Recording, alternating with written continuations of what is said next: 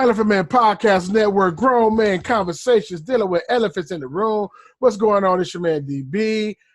I have a special guest, a beautiful guest, my wife, LaDonna Bazziel. What's going on?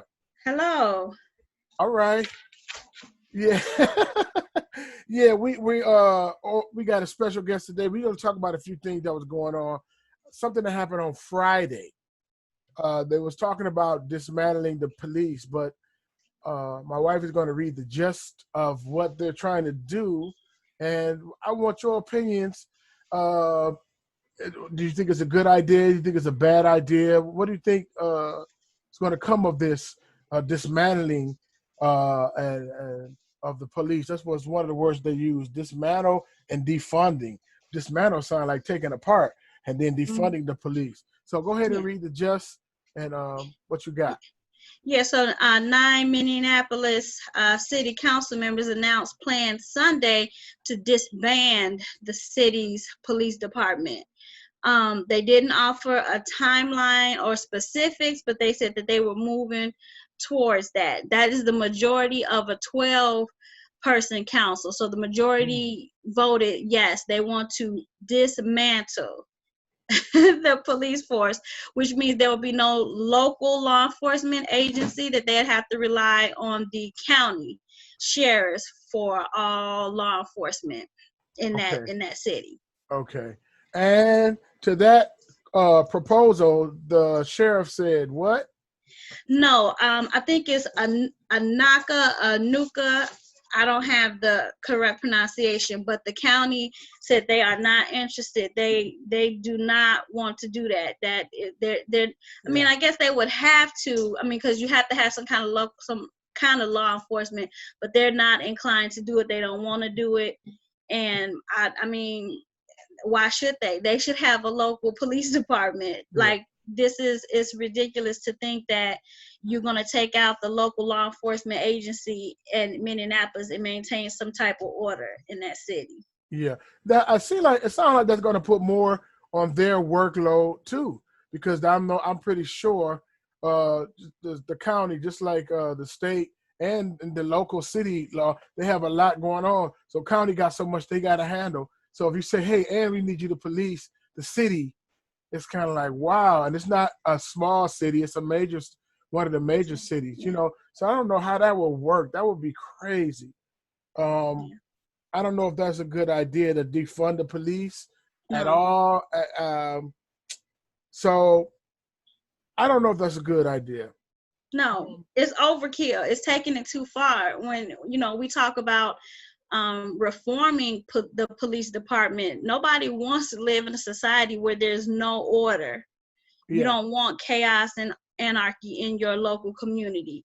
We just want it to be some type of reform where when cops do violate the civil rights and liberties of citizens, that there is a consequence. And that's very different than just dismantling the whole local police department.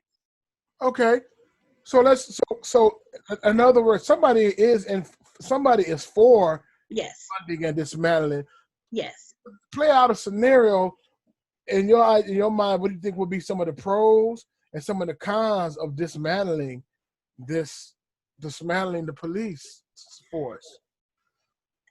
I don't see any pros. I don't see any pros. Mm-hmm. I don't see any pros. It's only going to be cons.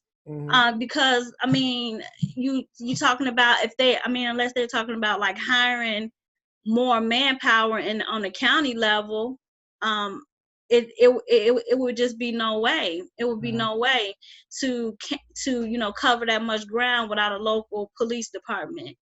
Crime will probably go up.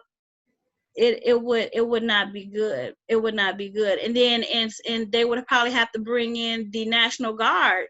If crime got, to a point where, the county couldn't handle it, they would probably have to, if there was an incident where it was more protesting or whatever, they would be quicker to call in the military to take care of those, local protests or whatever happened in that city. It's not good. Yeah. I think that's probably what the whole agenda is pushing towards, because I have never heard in my life to dismantle the police at all. Now, the thing that happened, George Floyd, a couple of weeks ago, very, very terrible, very, very tragic thing that happened.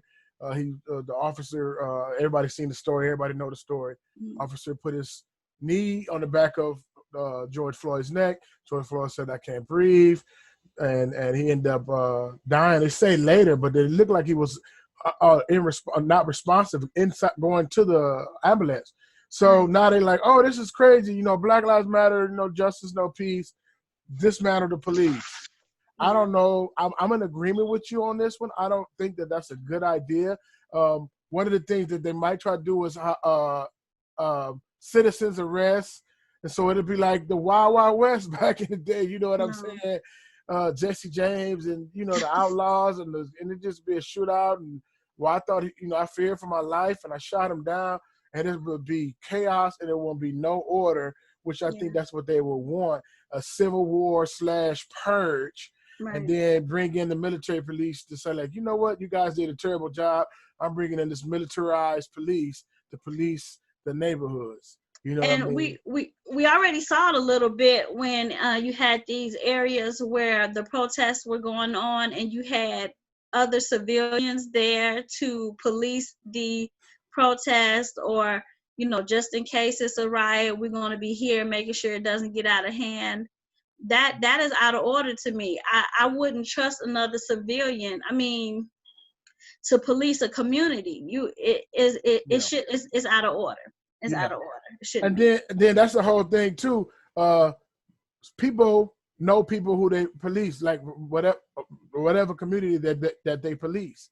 So, and your point is saying those certain cops know that certain neighborhood, know that certain person, know this certain store, know this certain street. Somebody else comes in there with law. It's just, look, we just law and order. You know what I'm saying? We ain't trying to connect with y'all or nothing. You know what I mean? And but I think that should be like one of the goals when you have local law enforcement, that there are ties to the community where you know the community. That, I mean, that's what's missing. Like, we get it, like, you know, there are going to be crimes and, you know, the police is there to you know, make arrests and different things, but the thing is to protect and serve. So I think that really has to be highlighted more, maybe in training. Like, we also serve in this community, you know, like if you local law enforcement, you should know, like, you know, maybe there's a handicapped kid in this block, so if I respond to something in this block, if, you know, we have a disabled child that's autistic that may not hear or obey instructions, that's things that local law enforcement should know, like, that's going on in communities, so they know how to police, so they know how to protect and serve. But it has become like a thing where it's all about, like, we're just catching bad guys, we're just rounding up bad guys, we're just, you know, and that's not, you know, the extent of what law enforcement should do. It look like they're trying to discourage and wear out the local police too, right? Because everybody's not doing police brutality. Everybody's not showing brute force. You know, it's a lot of cops out there that's doing what they're supposed to do. And they care for the community. They love what they do. But 12-hour shifts and protesters throwing stuff at you and screaming at you, it can mess with your psyche. It messes your mental. And to the point where they're like, "Oh, screw this! I'll take my early retirement, or I'm going to something totally different," and it just wear you out, because you got to have some kind of police going on. Unless they take the bans off, start to have this purge and civil war thing going on, which, you know, I want to mention that too. As far as the Black Lives Matter, there's Black Lives Matter and there's Black Lives Matter. We talked about that before. We have Black Lives Matter, the people that's like, hey man, this is wrong, we need some reform. And then these Black Lives Matter, a group, you know, that's funded by different sources, and they're doing different things that's attaching itself and latching itself and has nothing to do with the original purpose and agenda of the organic Black Lives Matter. You know, I seen some pictures of some different races and stuff, spray painting BLM on buildings and cars and police cars and setting stuff on fire. Some people hate the government. Some people got anarchy in their spirit. Yeah, our plight is terrible as far as the things that happen to us, but don't join and be a starter. We don't need nothing else starting to it. And I'm not saying that from a coward standpoint or a scared standpoint, but I'm like, whoa, man, we're trying to get reform and you burning up buildings. You know what I'm saying? And this new one I seen yesterday really tripped me out. BLM, Black Lives Matter, spray painted on tombs in the graveyard. Now I'm gonna let y'all know right up before I give it over to my wife. Black folk ain't doing that. Black folk don't go to no grave spraying no BLM on no tomb. And then in order for you to do it not being seen, you got to go to the cemetery at night. Black folk ain't going to the cemetery at night. They're not doing that. Right. So go ahead. I'm sorry. I was just like, no, that is true. The original Black Lives Matter movement, I mean, and like you said, we've talked about this. We are Black Lives Matter, but we're not Black Lives Matter. Because if you read like about the talking points and different things with the organization Black Lives Matter, there are some questionable things. Like we're not asking people to do like, tenants, like where they want white people to start selling property and give it to Black people. It's like, no, that's not what we're asking. We're not asking that. So we understand that, we want prison reform, and we understand that we do want Black lives to matter. Mm-hmm. And then we're just not asking, people to, other races to realize that Black lives matter, but it's also an empowering thing within our community where Black lives matters to us. Mm-hmm. So there is a difference with Black Lives Matter and Black Lives Matter. And one example that we use, like as believers, we are Jehovah's Witnesses, but we're not Jehovah's Witnesses. Mm-hmm. Or we are, what was the other one? We are Hebrew Israelites, but we're not. But we're not Hebrew Israelites. That's a whole other different story. So right so it is a difference. It is a difference. I think everything is lumped together like that. Yes. You put BLM. Yes. You know what I'm saying? You spray paint BLM on Granny's forehead. It's like, oh man, they vandalized it. It's like, wait a minute, we didn't do that. Right. So it's somebody there with another agenda, another purpose, something totally different. Right. And one thing that we talked about whenever Black people try to establish any type of empowerment movement just among Black people, that there are always these groups that tie themselves to the movement. And and not even that, like, because I understand being a believer, there's only a certain level of justice that we should receive in the earth. There's only a certain amount, because this is not the kingdom of God, and man cannot rule like Christ ruled, because they're not the righteous judge. But it's similar to what I do when I do abortion counseling, and we counsel and we push for pro-life laws, because we understand that if we can get some laws to change, we can slow down the number of abortions. So even with saying that we're trying to get policy in place, and we're trying to get laws in place, we are understanding that this is not a physical battle. If we change every law, it still is not going to change people's hearts. Only Christ can do that. But hopefully some things can slow down. Hopefully, if we try to say, well, we want policy change and how people of color are policed, hopefully some things can be changed. Some incidences would not happen. Just that it will slow down, what we're seeing. And I feel like that if we could just get it on all levels, we have to be able to say we want different communities. We want our communities to change. What does that look like? You know, some of it is from within, things that we have to work on within our community. But we've been here over 400 years. We're American citizens. So just to say we want the same, you know, we want to be treated as American citizens that's not out of order. That's not out of line. That's not asking too much, you know, to you know, from our governing authority.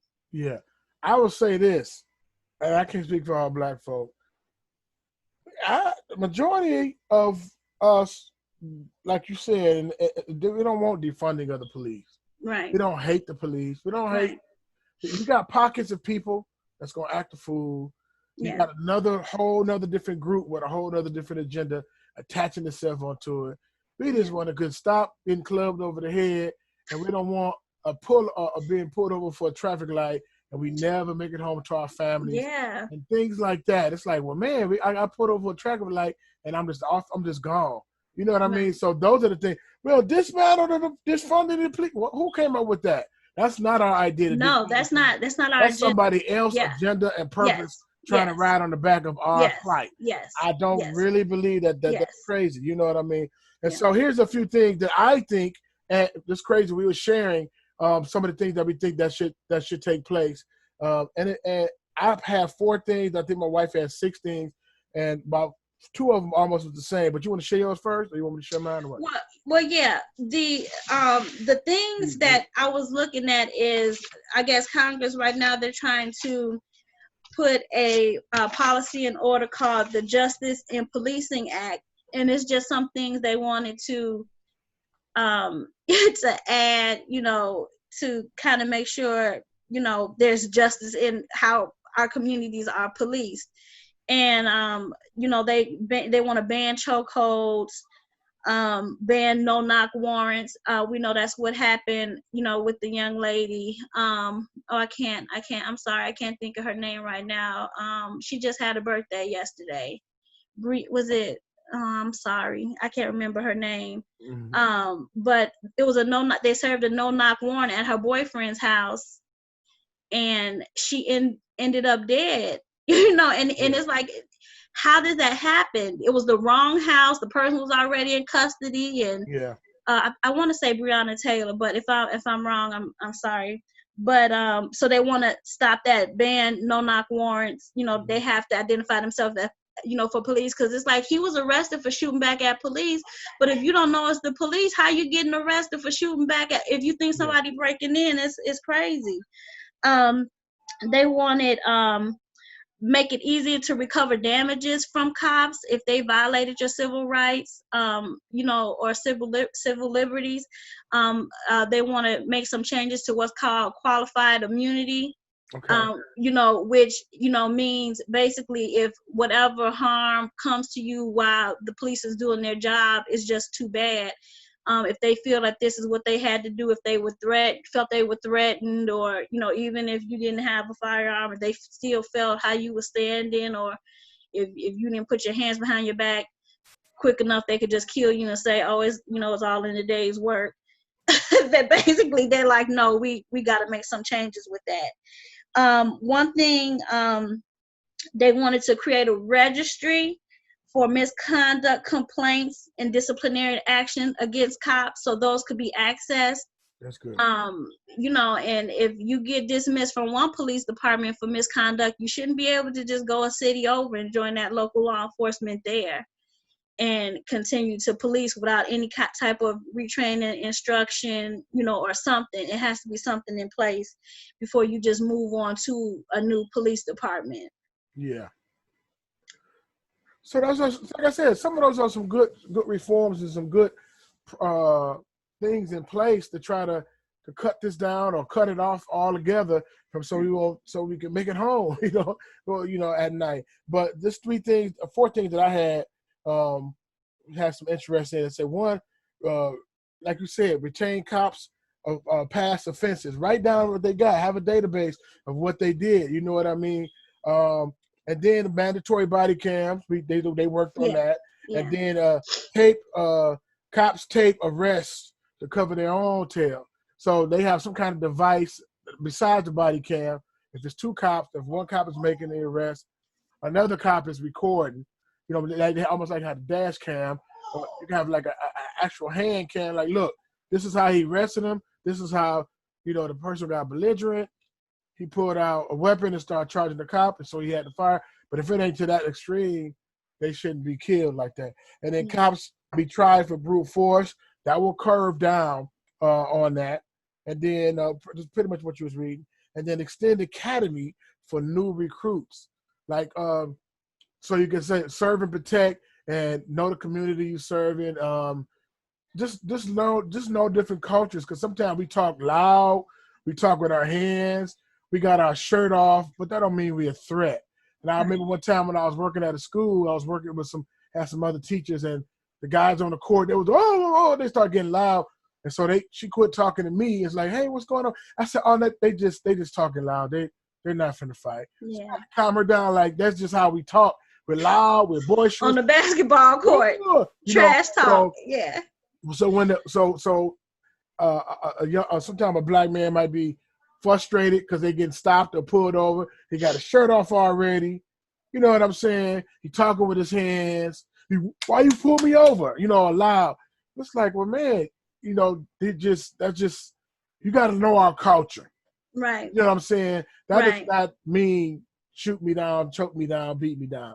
You know, you just got to learn our culture. If you really care for our culture, and then you shouldn't you really should not police our neighborhood, because there's plenty of predominantly white, predominantly Hispanic, predominantly whatever neighborhood. Right. Say, look, I like being a police, I like being a law enforcement officer, but I can't deal with these people. You know what I mean? Yeah. Because be honest and say, look, he was talking smack, and my ego got in the way, and I was about to club him beside the head. So can we move to another department? Can we whatever? Right. You know, I'd rather you do that than somebody don't make it home and they can't see their daughter or their son no more, or their wife, cousin, or husband, or whatever, you know. So well, we had an incident one time. We were at the store, and Damon and another guy was talking in the parking lot, and they were just like really just talking about the Lord. It was so crazy, getting excited, praise, like, yes, praise God. And they were just talking to each other, and the pastor was just, you know, saying, you know, they were just getting excited about the things of God. Someone called the police, like it's a fight. Yeah, somebody called the police. It's a fight in the parking lot at the grocery store. I met this other man of God, and he was excited. I got excited. We was just on the hood of my car, just excited. About 4 or 5 cars pulled up, and I thought they wanted a parking space, you know. And it's like, no, you know, it's a complaint. I said, really? We're not doing that. We just talking. We loud. Right. So it was just weird, you know. It was weird, but you know, thank God the officers pulled up. Like, okay, let's just see what the situation is, you know. Yeah, he didn't come up. He didn't come up. No guns blazing. It wasn't all that, you know what I mean? Right. So, and it was de-escalated, and then they pulled off. But about 4 cars pulled up. Yes. Yeah. Like, whoa, what's going on? Yeah. And we were just talking. Yeah. So it's a threat to even assemble and have a good time and laugh and talk. Sometimes we laugh loud or we talk loud, and, you know, we know us. Right. And then, how is that a threat? You know what I mean? People are just so scary, you know what I mean? And I don't know. So I don't know. But that was good. I wanted to get on something else. One thing I wanted to add with the body cameras. Excuse me. If you do a shift and you don't turn on your body camera, it should be offenses. Like if you don't have your body camera on, and it should be double, you know, reprimand if you have your body camera on and there's an incident that happens, because I would think that you would want to protect yourself, that you would want proof that you are handling things in a proper manner, that you are following the regulations. And then another thing I would like to see too is, like, when there is a complaint of police misconduct, that there are councils, independent councils in the that investigate these things made up of civilians and law enforcement officers or lawyers, because we might think, well, it's excessive being a civilian, when it's like, no, because of the law, this and that and that and this. So we probably need some kind of committee made up of civilians, law enforcement officers, or lawyers, or whatever, to review these cases when officers, when there's a misconduct, complaint made against officers. So yeah, it's just the checks and balances. Because, police officers are supposed to serve and protect, and they're holding the neighborhood and accountable. Yeah, and they need to be held accountable. There shouldn't be no long arm of the law and just it's like the Wild Wild West. So right. As long as everybody held accountable and cordial, then I think it should be okay. You know what I mean? And it's not anti-cop. It's not anti-cop. It's not anti-cop. We have law enforcement officers that we know that are great guys. It's not about being against cops. We need law and order in our communities. That's not what we're saying. But if they're at a point where they cannot do it with integrity and respect, then it's a dangerous situation. Yep, that's good. All right, Elephant Man Podcast Network, Grown Man Conversation dealing with Elephant in the Room.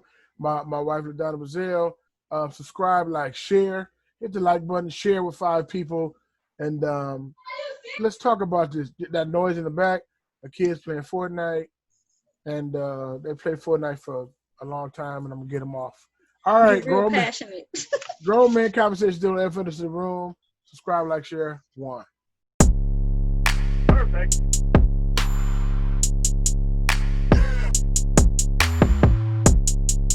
Perfect.